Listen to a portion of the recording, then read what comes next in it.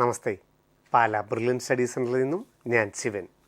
CUET common university entrance exam 48ഓളം central യൂണിവേഴ്സിറ്റികളുടെയും ഏതാണ്ട് അത്ര തന്നെ സ്വകാര്യ ഡീംഡ് സർവകലാശാലകളുടെയും ഒക്കെ ഈ വർഷത്തെ 2023-24 അധ്യയന വർഷത്തിലെ ഡിഗ്രി പ്രവേശനം ഏറ്റവും അധികം പ്രൊഫഷണലായിട്ട് നമുക്ക് ലാംഗ്വേജിലാണെങ്കിലും ഫോറിൻ ലാംഗ്വേജിലാണെങ്കിലും ഡൊമൈൻ സബ്ജക്റ്റുകളിലാണെങ്കിലും ഡിഗ്രി പ്രവേശനം സാധ്യമാകുന്ന ഏതാണ്ട് 2 ലക്ഷത്തിൽ പരം സീറ്റുകൾ അവൈലബിൾ ആയിട്ടുള്ള CUET common university entrance exam നാളെ മുതൽ മെയ് 21 മുതൽ ജൂൺ 6-ാം തീയതി വരെ ഓൺലൈനായിട്ട് വിവിധ സെൻറ്ററുകളിൽ നടക്കുകയാണ്.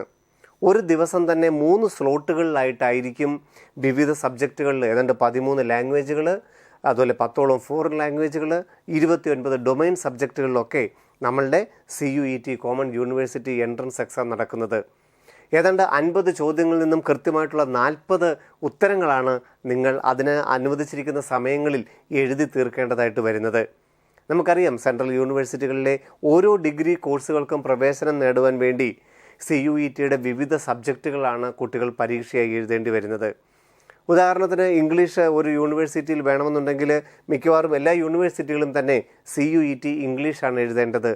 എന്നാൽ ചില യൂണിവേഴ്സിറ്റികൾ ഇംഗ്ലീഷിൻ്റെയും ജനറൽ ടെസ്റ്റിൻ്റെയും നോർമലൈസ്ഡ് സ്കോറാണ് പരിഗണിക്കുന്നത്. അതുപോലെ തന്നെ ഒരു ഫോറിൻ ലാംഗ്വേജിലാണ് നമുക്ക് ഡിഗ്രി ചെയ്യേണ്ടതെങ്കിൽ ജനറൽ ടെസ്റ്റാണ് CUETയിൽ എഴുതേണ്ടത്. അങ്ങനെ നമുക്ക് കേന്ദ്ര സർവകലാശാലകളിൽ ഏത് ഡിഗ്രി പ്രവേശനമാണോ ആഗ്രഹിക്കുന്നത് അതിന് അനുപാതികമായ CUETയിൽ എഴുതേണ്ട സബ്ജക്റ്റ് നമ്മൾ കഴിഞ്ഞ മെയ് 5-ാം തീയതിക്കുള്ളിൽ തന്നെ അപ്ലൈ ചെയ്ത് വെച്ചിരുന്നു. ഇപ്പോൾ 10 സബ്ജക്റ്റുകൾ വരെ ഒരു കുട്ടിക്ക് എഴുതാനായിട്ട് അലോട്ട് ചെയ്തിട്ടുണ്ട്. നമ്മൾ അപേക്ഷിച്ചത് അനുസരിച്ച് 10 സബ്ജക്റ്റുള്ള ഒരു കുട്ടിക്ക് പരീക്ഷ എഴുതാം. ഇതിനനുസരിച്ച് ചിലപ്പോൾ 3 സ്ലോട്ടുകളൊക്കെ ആയിട്ടായിരിക്കും ഓരോ കുട്ടിക്കും അനുവദിച്ചിരിക്കുന്നത്. അതിൽ 21, 22, 23, 24, 25, 26, 27, 28 തീയതികൾ വരെ ഉള്ളത് എക്സാം സിറ്റിയും ഏത് ദിവസമൊക്കെയാണ് പരീക്ഷ എന്നുള്ളത് എല്ലാ കുട്ടികളെയും അറിയിച്ചിട്ടുണ്ട്. ഇനി ജൂൺ 6 വരെയുള്ള ബാക്കിയുള്ള ദിവസത്തെ എക്സാം സിറ്റിയും റിമൈനിങ് എക്സാം ഡേറ്റുമാണ് കുട്ടികൾക്ക് അനൗൺസ് ചെയ്യപ്പെടാനായിട്ടുള്ളത്. CUET.samarth.ac.in എന്ന വെബ്സൈറ്റ് വഴിയാണ് ഡീറ്റെയിൽസ് നമുക്ക് ലഭ്യമാകുന്നതും. 21, 22, 23, 24 ദിവസങ്ങളിൽ പരീക്ഷ എഴുതേണ്ട വിദ്യാർത്ഥികളുടെ അഡ്മിറ്റ് കാർഡുകൾ ഡൗൺലോഡ് ചെയ്യാൻ സാധിക്കുന്നതും. ഒരിക്കൽ കൂടി ഓർമ്മിപ്പിക്കുകയാണ്, ഈ കേന്ദ്ര സർവകലാശാലയിൽ നിങ്ങൾക്ക് ഏത് ഡിഗ്രി പ്രോഗ്രാമിന് പ്രവേശനം വേണമെങ്കിലും അതിന് ആനുപാതികമായിട്ടുള്ള പ്രവേശന പരീക്ഷയാണ് CUETയിൽ എഴുതേണ്ടത്.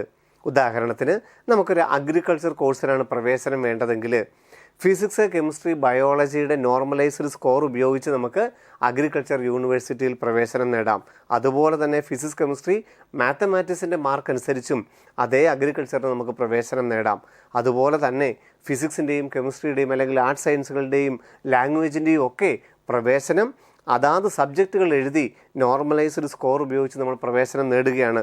എന്ന് പറഞ്ഞാൽ ഒരു കുട്ടി 10 സബ്ജക്റ്റുകൾക്ക് അപേക്ഷിച്ചു എന്നിരിക്കട്ടെ, അദ്ദേഹത്തിന് 3 ദിവസമായിട്ടോ അല്ലെ 2 ദിവസമായിട്ടോ ഉള്ള 3 ടൈം സ്ലോട്ടുകൾ കിട്ടി.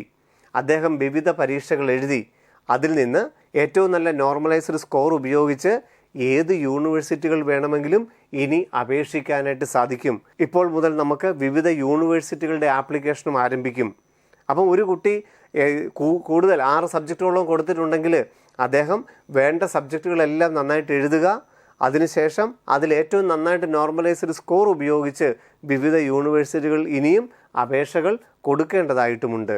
അഡ്മിറ്റ് കാർഡ് പരിശോധിക്കുമ്പോൾ നിങ്ങൾക്കറിയാം, ഇത് പല ദിവസങ്ങളിലായിട്ട് ഒരു ദിവസം തന്നെ 3 ടൈം സ്ലോട്ടുകളിലാണ് പരീക്ഷ നടക്കേണ്ടത്. ഇപ്പോൾ പ്രഖ്യാപിച്ചിരിക്കുന്ന അഡ്മിറ്റ് കാർഡ് 24-ാം തീയതി വരെ മാത്രമുള്ളതാണ്. ഇനി പരീക്ഷയുടെ ഓരോ 3 ദിവസങ്ങൾക്ക് മുമ്പും ഓരോ ദിവസത്തെ അഡ്മിറ്റ് കാർഡുകൾ റിലീസ് ചെയ്യുകയും ജൂൺ 6-ാം തീയതി കൊണ്ട് മുഴുവൻ കുട്ടികൾക്കും പരീക്ഷ എഴുതി തീർക്കുകയും അവയുടെ നോർമലൈസ്ഡ് സ്കോർ ഉപയോഗിച്ച് പിന്നീട് സെൻട്രൽ യൂണിവേഴ്സിറ്റികൾ അപേക്ഷകൾ സമർപ്പിക്കാനും സാധിക്കും. അപ്പോൾ ഒരു കുട്ടിക്ക് ഒരു സബ്ജക്റ്റിൽ ഇംഗ്ലീഷും ജനറൽ ടെസ്റ്റും ഉണ്ട്, വേറൊരു ദിവസമാണ് ഫിസിക്സ്, കെമിസ്ട്രി, ബയോളജി എങ്കിൽ അദ്ദേഹത്തിന് അഗ്രികൾച്ചർ പ്രവേശനം മാത്രം മതിയെങ്കിൽ ഫിസിക്സ്, കെമിസ്ട്രി, ബയോളജി മാത്രം പരീക്ഷ എഴുതിയാൽ മതിയാകും. ഇനി ഇംഗ്ലീഷും ജനറൽ ടെസ്റ്റും എഴുതിയാലും മാർക്ക് കുറഞ്ഞു പോയെന്നോർത്താലും ഒന്നും അഗ്രികൾച്ചർ പ്രവേശനത്തിനെ ബാധിക്കുകയില്ല. അതുകൊണ്ട് ഓരോ കുട്ടിയും അപേക്ഷിച്ചിരിക്കുന്ന ഏത് സബ്ജക്റ്റുകൾ വേണമെങ്കിലും പരീക്ഷ ഏറ്റവും നന്നായിട്ട് എഴുതാം. 50 ചോദ്യങ്ങളിൽ നിന്നും 40 കറക്റ്റ് ഉത്തരങ്ങളാണ് നിങ്ങൾ എഴുതേണ്ടത്. CUET എന്ന് പറയുന്നത് ഒരു പരീക്ഷ മാത്രമേ ഉള്ളൂ.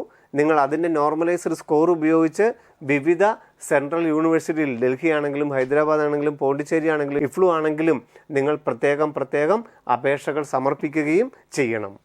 അഡ്മിറ്റ് കാർഡിൽ നമുക്ക് ഏതൊക്കെ സബ്ജക്റ്റുകളാണ് അനുവദിച്ചിരിക്കുന്നത്, അതുകൊണ്ട് അതിൻ്റെ ടൈം സ്ലോട്ടുകൾ എപ്പോഴാണ് എന്നുള്ളത് കൃത്യമായി മനസ്സിലാക്കണം. എക്സാം സെൻറ്റർ ഓൺലൈൻ എക്സാം ആണ്. അപ്പോൾ എക്സാം സെൻറ്ററിനെ കുറിച്ച് നമുക്കൊരു ധാരണ വേണം. ഒരു ദിവസം തന്നെ 3 ടൈം സ്ലോട്ടുണ്ട്. അതിലേത് ടൈം സ്ലോട്ടാണ് നമുക്കുള്ളതെന്ന് അറിയണം. അതിലേത് സബ്ജക്റ്റുകളാണെന്നുള്ളത് അറിയണം. ഏറ്റവും മിനിമം അരമണിക്കൂർ മുമ്പെങ്കിലും എക്സാം സെൻറ്ററിൽ ചെല്ലണം. ഉദാഹരണത്തിന് രാവിലത്തെ ടൈം സ്ലോട്ട് 8:30-ക്കാണ് പരീക്ഷ ആരംഭിക്കുന്നതെങ്കിൽ 8 മണിക്ക് ഗേറ്റ് ക്ലോസ് ചെയ്തിരിക്കും. അതിന് മുമ്പ് നമ്മൾ നിർബന്ധമായും എക്സാം സെൻറ്ററിൽ എത്തിയിരിക്കണം. അഡ്മിറ്റ് കാർഡും valid ID proof, Aadhaar, passport, pan card, +2 hall ticket, അതുപോലെ ഫോട്ടോ പതിപ്പിച്ച ഏറ്റവും പുതിയ ഏതെങ്കിലും ഒരു തിരിച്ചറിയൽ കാർഡ്, അഡ്മിറ്റ് കാർഡും വാലിഡ് ID പ്രൂഫും ഒരു അഡീഷണൽ ഫോട്ടോഗ്രാഫും ഒരു പേനയുമായിട്ടാണ് നമ്മൾ എക്സാമിന് ഹാജരാകേണ്ടത്. എക്സാം സെൻറ്ററിനെ കുറിച്ച് കൃത്യമായ ധാരണ ഉണ്ടായിരിക്കണം. ഗേറ്റ് ക്ലോസിംഗ് ടൈമിന് മുമ്പ് തന്നെ നിങ്ങൾ ദയവായിട്ട് എക്സാം സെൻറ്ററിൽ എത്തണം. പ്രത്യേക ഡ്രസ് കോഡുകളൊന്നും ഇല്ല എങ്കിൽ പോലും ഷൂസ്, ഹൈ ഹീൽ ചപ്പൽസ് എന്നിവ അനുവദിക്കുകയില്ല. കഴിവതും ആഭരണങ്ങൾ ഒഴിവാക്കുക. യാതൊരുവിധ ആഭരണങ്ങളും മെറ്റൽ പാർട്സുകളും ധരിക്കാതെ, വലിയ ബട്ടൺസ് ഉള്ള വസ്ത്രങ്ങൾ ധരിക്കാതെ, ഷൂ പോലെ കാല് മൂടിക്കിടക്കുന്ന ചെരുപ്പുകളോ ഹൈ ഹീൽ ചെരുപ്പുകളോ ഉപയോഗിക്കാതെ നോർമൽ ചപ്പൽ ഉപയോഗിച്ച് electronic items, watch, mobile phone അങ്ങനെയുള്ള ഇലക്ട്രോണിക് ഐറ്റംസ് എല്ലാം ഉപേക്ഷിച്ച് നോർമൽ ഒരു ഡ്രസ്സിൽ നിങ്ങൾക്ക് പരീക്ഷയ്ക്ക് ഹാജരാകാവുന്നതാണ്. അഡ്മിറ്റ് കാർഡിൻ്റെ താഴ്ഭാഗത്ത് സെൽഫ് ഡിക്ലറേഷൻ സ്ഥലത്ത് കാൻഡിഡേറ്റിൻ്റെ പേരും എവിടെയാണ് റെസിഡൻ്റ് എന്നുള്ളത്, ഏത് സ്റ്റേറ്റ് ആണെന്നുള്ളതും എഴുതി സെൽഫ് ഡിക്ലറേഷൻ പൂരിപ്പിക്കുകയും അതോടൊപ്പം തന്നെ അപ്ലോഡ് ചെയ്ത അതേ ഫോട്ടോ ലെഫ്റ്റ് സൈഡിൽ ഒട്ടിക്കണം. ലെഫ്റ്റ് തമ്പ് ഇംപ്രഷൻ കാൻഡിഡേറ്റിൻ്റെ എക്സാം സെൻറ്ററിൽ എത്തുന്നതിന് മുമ്പ് തന്നെ ഉണ്ടായിരിക്കണം. കാൻഡിഡേറ്റ് സിഗ്നേച്ചർ ഇൻവിജിലേറ്ററിൻ്റെ മുമ്പിൽ ചെന്ന് നിന്നിട്ടാണ് കാൻഡിഡേറ്റ് സൈൻ ചെയ്യേണ്ടത്. അപ്പോൾ ഏറ്റവും പ്രധാനപ്പെട്ടത് അഡ്മിറ്റ് കാർഡ് ഡിക്ലറേഷൻ ഫില്ല് ചെയ്യുന്നു, ഫോട്ടോ ഒട്ടിക്കുന്നു, ലെഫ്റ്റ് തമ്പ് ഇംപ്രഷൻ വെക്കുന്നു. ഇത് രണ്ടും എക്സാം സെൻറ്ററിൽ ചെല്ലുന്നതിന് മുമ്പ് തന്നെ ചെല്ലുന്നു. സീൽ പാഡ് ഉപയോഗിച്ച് ലെഫ്റ്റ് തമ്പ് ഇംപ്രഷൻ എടുക്കുന്നു. എക്സാം സെൻറ്ററിൽ ചെന്ന് കഴിഞ്ഞിട്ട് കാൻഡിഡേറ്റ് സൈൻ ചെയ്യുകയും ചെയ്യണം. എക്സാം സെൻറ്ററിൽ നമുക്ക് അഡ്മിറ്റ് കാർഡിൻ്റെ കൂടെ കൊണ്ടുപോകാൻ സാധിക്കുന്ന ഡ്യൂലി ഫില്ലായിട്ടുള്ള ഒരു A4 സൈസ് പ്രിൻ്റ് ഔട്ടിൽ നമുക്ക് colour or black and white ഏത് പ്രിൻ്റ് ഔട്ട് വേണമെങ്കിലും അഡ്മിറ്റ് കാർഡ് ആവാം. അതിൻ്റെ കൂട്ടത്തിൽ ഒരു ട്രാൻസ്പെറൻറ്റ് വാട്ടർ ബോട്ടിൽ, അതുപോലെ തന്നെ ഒരു ബോൾ പോയിൻ്റ് പേന, നിർബന്ധമായിട്ടൊരു ബോൾ പോയിൻ്റ് പേന ഉണ്ടായിരിക്കണം. അടുത്തിരിക്കുന്ന കുട്ടികളുടെ നിന്ന് മേടിക്കാൻ ഒരു കാരണവശാലും സമ്മതിക്കുകയില്ല. റഫ് വർക്ക് ചെയ്യാനായിട്ടും അറ്റൻഡൻസ് പൂരിപ്പിക്കാനുമായിട്ടാണ്. അതുപോലെ തന്നെ admit card along with self declaration, photo ഒട്ടിച്ച് ലെഫ്റ്റ് തമ്പ് ഇംപ്രഷൻ ഇട്ട് ഉള്ള ഒരു അഡ്മിറ്റ് കാർഡ്. പിന്നെ അഡീഷണൽ ആയിട്ടൊരു ഫോട്ടോഗ്രാഫ് നിങ്ങൾ മറന്നു പോകരുത്. അവിടെ ചെന്നിട്ട് അറ്റൻഡ് ഷീറ്റിൽ ഒട്ടിക്കാനായിട്ട് അഡീഷണൽ ആയിട്ടൊരു ഫോട്ടോഗ്രാഫ് ഉണ്ടായിരിക്കണം. വാലിഡ് ID പ്രൂഫ് ഉണ്ടായിരിക്കണം. അപ്പോൾ admit card, valid ID proof, additional ആയിട്ട് ഒരു ഫോട്ടോയും കൂടെ, പേന, ഇത്രയുമാണ് നിർബന്ധമായിട്ട് നിങ്ങൾക്ക് പരീക്ഷാ ഹാളിൽ കൊണ്ടുപോകേണ്ടതായിട്ടുള്ളത്. റഫ് വർക്ക് ചെയ്യാൻ ആവശ്യമായ പേപ്പർ ഏതാണ്ട് 6ഓളം ഷീറ്റുകൾ ഓരോ എക്സാമിനും എക്സാം സെൻറ്ററിൽ നിന്ന് നമുക്ക് തരും. നമ്മുടെ റോൾ നമ്പർ അതിനകത്ത് എഴുതി സൂക്ഷിക്കാം. റഫ് വർക്ക് ചെയ്ത് കഴിഞ്ഞിട്ട് അത് അവിടെ തന്നെ നമുക്ക് നിശ്ചിത ബോക്സിൽ ഇട്ടിട്ടാണ് നമ്മൾ എക്സാം ഹാളിന് വെളിയിലേക്ക് വരുന്നത്. ഇത് ഓൺലൈൻ എക്സാമാണ്. അതുകൊണ്ട് നിങ്ങൾ കാര്യമായ ഡ്രസ് കോഡൊന്നും ഇല്ല എങ്കിൽ പോലും shoes, high heel chappals, metals, അതുപോലെ തന്നെ ഇലക്ട്രോണിക്സ് ഐറ്റംസ് എന്നിവ ഒഴിവാക്കണമെന്നുള്ള നിഷ്കർഷയുമുണ്ട്.